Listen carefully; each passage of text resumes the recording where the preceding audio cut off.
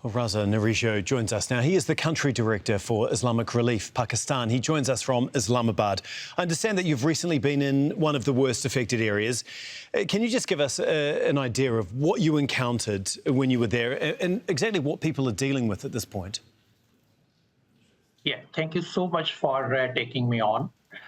Just yesterday, I was in Buner, particularly 3 villages, which are the worst hit in Buner.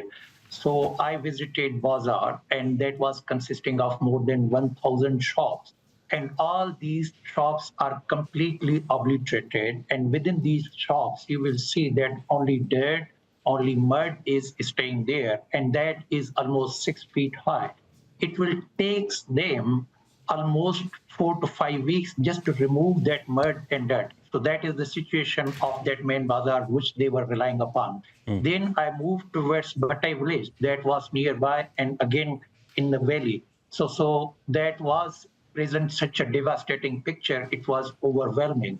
I can share with you that only boulders I can see, only stones I can see. I couldn't see any indication of life there.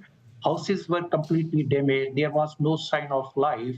And people who were inhabitants of these villages, just they were sitting there and their women folk and children are staying somewhere else. Right. And when I had interaction... Sorry, Raza, just given that, I mean, and as we've seen, entire villages have been completely wiped out. What are you actually able to do to help people at this stage? Because in some cases, there's simply nothing left to rebuild.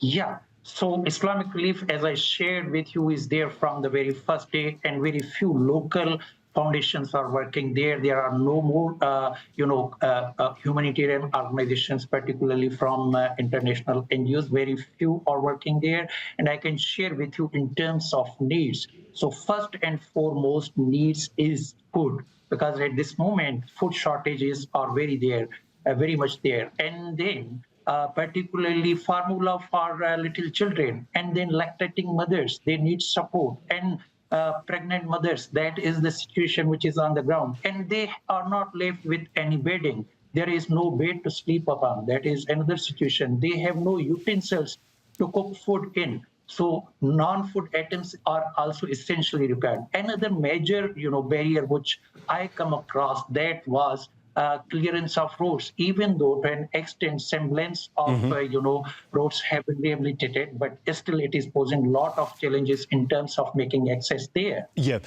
we also heard that there's more heavy rain and flooding to come in the next few days potentially. What exactly are you expecting, and is there anything that you or people there can actually do to prepare for that? Yeah, so as I shared with you, that now these people are just in open sky, and these villages are completely obliterated. And I can share with you that they need to be relocated. In these villages, they can never be settled because only huge boulders are there, and these have become now flood paths. So in flood paths, if you are going to resettle the people, that is going to be very difficult.